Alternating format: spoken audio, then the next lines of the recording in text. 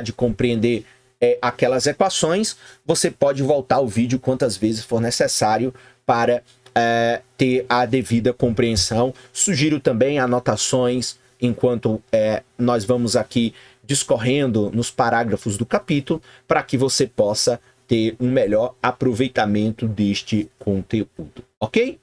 O mercado de fundos disponíveis para empréstimos. Vamos ver agora o que este tópico nos ajuda.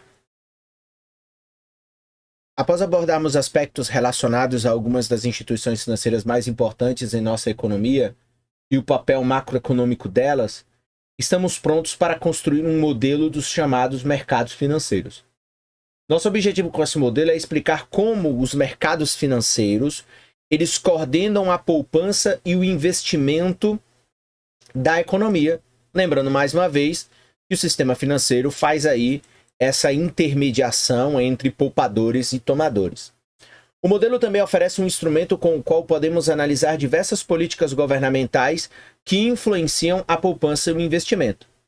Para mantermos as coisas simples, partiremos do pressuposto de que a economia tem apenas um mercado financeiro, denominado mercado de fundos para empréstimos. Então, mais uma vez, uma simplificação teórica com o objetivo de permitir que você possa entender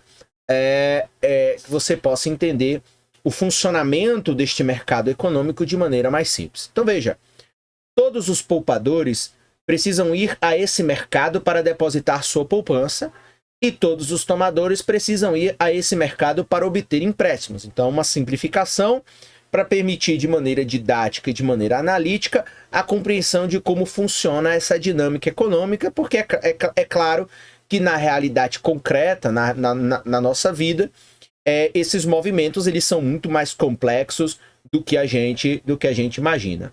Assim, a expressão fundos de empréstimos refere-se a toda a renda que as pessoas decidiram poupar e emprestar, em vez de usarem-na para seu próprio consumo, e ao montante que os investidores decidiram tomar emprestado para financiar novos projetos de investimento. Então veja, neste mercado de fundos de empréstimos, há uma só taxa de juros que representa tanto o retorno da poupança como o custo do empréstimo, também mais uma simplificação, porque na realidade concreta, a gente sabe que a taxa de juros para o poupador é uma e a taxa de juros para o tomador é outra, dado que você tem aí o custo operacional das instituições financeiras, que mais uma vez, como a gente já citou no começo desse capítulo, referem-se, portanto, aos spreads bancários. É claro que a suposição de um só mercado não é literalmente verdadeiro.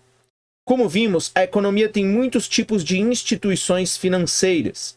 Mas como vimos no capítulo 2, a arte da construção de um modelo econômico está mais uma vez em simplificar o mundo para explicá-lo. Então veja, como nós já vimos no capítulo 2, a arte da construção teórica na economia é a construção de um modelo econômico que simplifique a realidade para que a gente possa compreender como funciona a dinâmica deste mercado. Para nossos propósitos aqui, podemos ignorar a diversidade de instituições financeiras e supor que a economia tenha só um mercado financeiro. Vamos agora à oferta e demanda de fundos para empréstimos. O mercado de fundos de empréstimos, como os demais mercados da economia, é regido pela oferta e pela demanda. Para entendermos como o mercado de fundos de empréstimos opera, devemos primeiro analisar as fontes de oferta e de demanda desse mercado. Oferta de fundos para empréstimos vem das pessoas que têm alguma renda extra que desejam poupar e emprestar. Então, são aí os poupadores. Esse empréstimo pode ocorrer diretamente, por exemplo, quando uma família compra um título de uma empresa, ou pode ocorrer indiretamente quando uma família faz um depósito em um banco, que por sua vez usa os fundos para conceder empréstimos. Aquilo que nós vimos no começo do capítulo. Então, os mercados que eu posso pegar a minha poupança e fazer empréstimos de maneira direta, como comprar uma ação ou um título de dívida de uma empresa, ou eu posso fazer isso indiretamente quando, portanto, eu uso um banco para guardar a minha poupança e esse banco vai fazer o papel de investimento. Nos dois casos, a poupança é a fonte da oferta de fundos para empréstimos. A demanda por fundos para empréstimos vem das famílias e das empresas que desejam tomar empréstimos para realizar investimentos. Então, essa demanda inclui hipotecas imobiliárias, por exemplo, para quem quer comprar uma nova casa. Isso inclui também as empresas que tomam empréstimos para a compra de novos equipamentos ou para a construção de uma nova fábrica ou construção de fábricas. Nos dois casos, portanto, o investimento é a fonte de demanda por fundos para empréstimos. Então aí nós vimos as fontes da oferta e agora as fontes da demanda. E a taxa de juros é o preço de um empréstimo. Lembrando, portanto, que a taxa de juros é o preço do dinheiro, é o preço do empréstimo, é o preço do financiamento. Representa o montante que os tomadores pagam pelo empréstimo e o montante que os que emprestam recebem por sua poupança. Então, essa é a definição dos juros. Então, os juros representa aquilo que os tomadores recebem, que os tomadores pagam, e aquilo que os poupadores recebem por emprestar a sua poupança. Como uma taxa de juros elevada torna um empréstimo mais caro, a quantidade demandada de fundos para empréstimos cai à medida que a taxa de juros aumenta. Então, uma taxa de juros cada vez maior remunera melhor o poupador, mas afasta a demanda do tomador porque o dinheiro torna-se mais caro.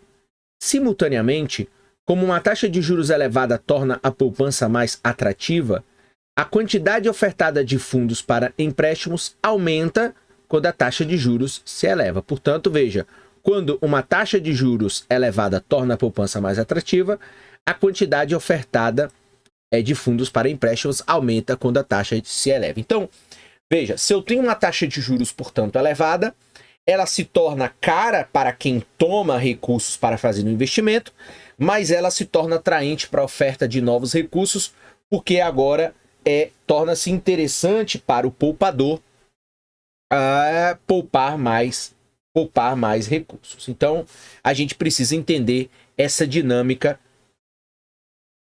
que existe neste mercado.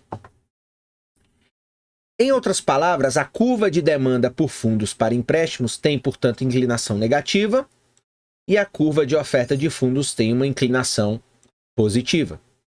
A figura 1 mostra a taxa de juros que equilibra a oferta e demanda de fundos para empréstimos. No equilíbrio, a taxa de juros é de 5% e a quantidade demandada e ofertada de fundos para empréstimo é de 1.200 bilhões, ou seja, 1 trilhão, neste caso aqui, de dólares. O ajuste da taxa de juros para o nível de equilíbrio ocorre pelas razões de sempre. Portanto, veja, se a taxa de juros fosse menor que o nível de equilíbrio, a quantidade ofertada de fundos para empréstimos seria menor que a quantidade demandada. A escassez de fundos para empréstimos resultante incentiva os que fazem empréstimos a aumentar a taxa de juros cobrada. Uma taxa de juros mais elevada estimularia a poupança, aumentando com isso a quantidade ofertada de fundos para empréstimos e desestimularia a tomada de empréstimos para investimento, diminuindo assim a quantidade demandada de fundos para empréstimos. De modo inverso, se a taxa de juros fosse maior que o nível de equilíbrio, a quantidade ofertada, portanto, de fundos para empréstimos seria maior que a quantidade demandada. Como os emprestadores competiriam pelos escassos tomadores de preços, a taxa de juros cairia. Com isso, a taxa de juros caminha para o nível de equilíbrio, em que a oferta e a demanda dos fundos para empréstimos, portanto, são iguais. E aí vamos voltar aqui e ver justamente a figura. Então, eu tenho lá a tradicional curva de oferta, a tradicional curva de demanda. Aqui o preço, portanto, do dinheiro é a taxa de juros. E aqui eu tenho, neste exemplo, um equilíbrio em 5% e em 1.200 bilhões de dólares. Ou seja, isso aqui dá 1 trilhão e 200 bilhões de dólares.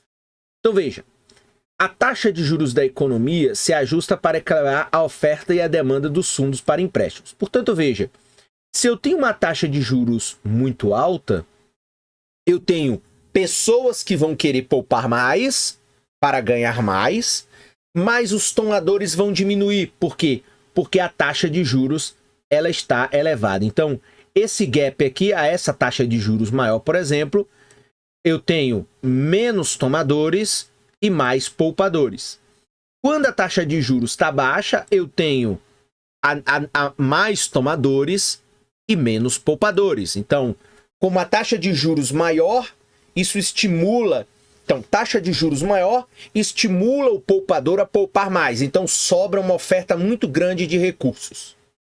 E quando eu tenho uma taxa de juros muito baixa, isso estimula as pessoas a tomarem recursos para fazer mais investimentos, porque, consequentemente, o dinheiro está mais barato. Então, eu tenho aí esse dilema natural, como a gente viu em capítulos anteriores. Isso acontece também no mercado de produtos e no mercado de serviços. Isso também acontece, portanto, no mercado de dinheiro. Então, a oferta e a demanda vão operar uma com uma inclinação positiva, a demanda com inclinação negativa, revelando, portanto, que a gente tem essa contradição entre se a taxa fica mais alta é melhor para os poupadores, mas quando a taxa fica mais baixa é ruim para os poupadores e melhor para os tomadores, e, portanto, vice-versa, você tem esse jogo de mercado. E, portanto, por exemplo, se você tem uma taxa de juros muito alta e muito dinheiro em oferta, para que esse dinheiro seja tomado por tomadores para fazer investimentos, eu vou ter que, consequentemente, reduzir a taxa de juros até passar aqui na interseção com a curva de demanda e, portanto, gerar uma nova ou chegar à posição de equilíbrio. A oferta de fundos para empréstimos vem, portanto, da poupança nacional, incluindo tanto a poupança privada quanto a poupança pública.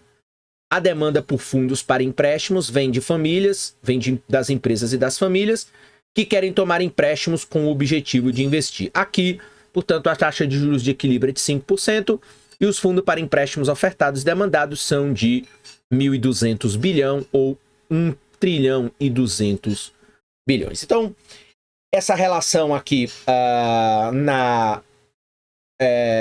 no mercado dos fundos para empréstimos tem o mesmo princípio lá dos mercados de produtos e serviços, quando a gente viu o equilíbrio de mercado entre oferta e demanda no mercado de produtos, no mercado de bens, onde você tem preço e você tem quantidade.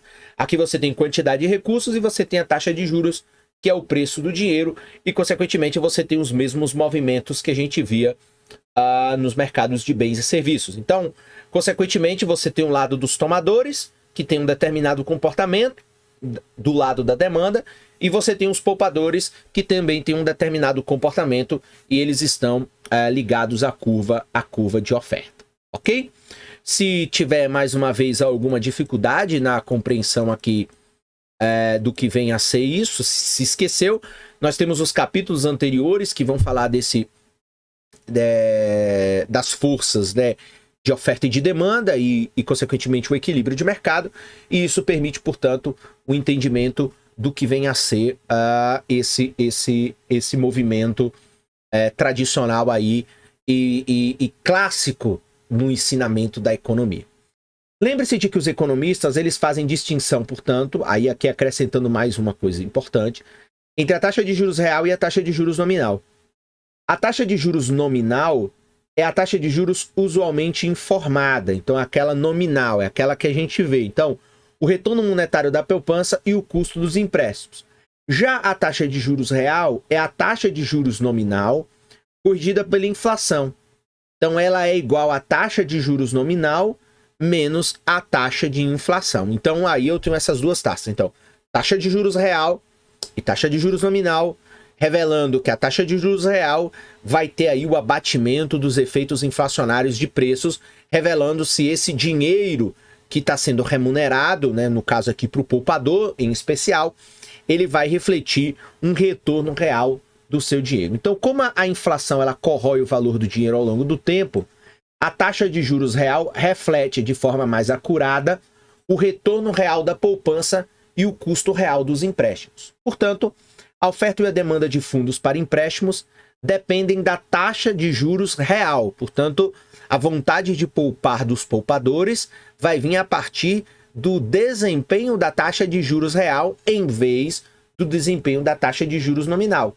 E o equilíbrio da figura 1 deveria ser interpretado como a determinação da taxa de juros real da economia. No restante do capítulo, ao se deparar com a expressão taxa de juros, lembre-se, portanto, de que estamos falando de taxa de juros real. E aí, essa diferença é sempre importante a gente compreender. Se você for aqui no meu canal do YouTube, você vai ter lá uma dica de economia que vai lhe ajudar a entender um pouco mais a diferença entre taxa de juros real e taxa de juros nominal. Tem um vídeo lá na seção, na playlist de dicas de economia, qual é a diferença entre a taxa de juros real e a taxa de juros nominal. É importante. Os tomadores, eles estão preocupados com a taxa de juros nominal, aquilo que eles pagam. Já os poupadores, eles estão preocupados em ganharem a inflação, porque a inflação corrói o valor do dinheiro, e ganharem ainda um retorno real. Portanto, o nome aí diz uma taxa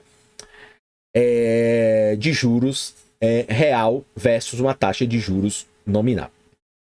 Esse modelo de oferta e demanda de fundos para empréstimos mostra, portanto, que os mercados financeiros funcionam como os demais mercados da economia, aquilo que nós já falamos.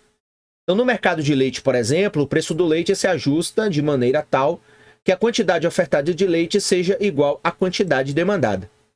Dessa forma, a mão invisível coordena o comportamento dos produtores e consumidores de leite.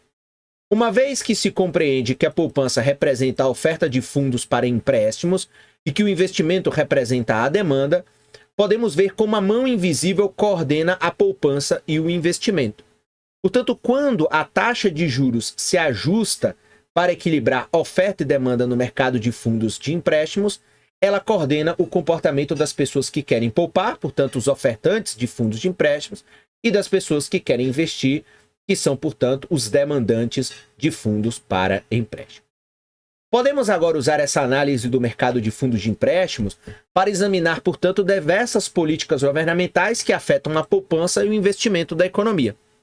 Como se trata de um modelo de oferta e demanda em um mercado específico, analisamos qualquer política usando os 3 passos discutidos lá no capítulo 4. Então, se não recorda mais o que, ou já veio para esta aula de maneira direta, você retornar lá ao capítulo 4 para ver do que estamos falando. Então, como funcionam as políticas públicas, as políticas governamentais, e como essas políticas, que são, neste caso aqui, políticas monetárias, políticas econômicas, elas afetam o desempenho da poupança, elas afetam o interesse de mais poupadores pouparem, ou como ela afeta os demandantes interessados em fazer investimentos na economia. Primeiro, decidimos se a política desloca a curva de oferta ou de demanda. Então, é o primeiro, saber se a política governamental ela vai deslocar a curva de oferta ou a curva de demanda. E segundo, determinar qual é a direção do deslocamento. E terceiro, usarmos mais uma vez o diagrama da oferta e demanda para ver como este equilíbrio ele se modifica. Ok? Então é basicamente isso aí.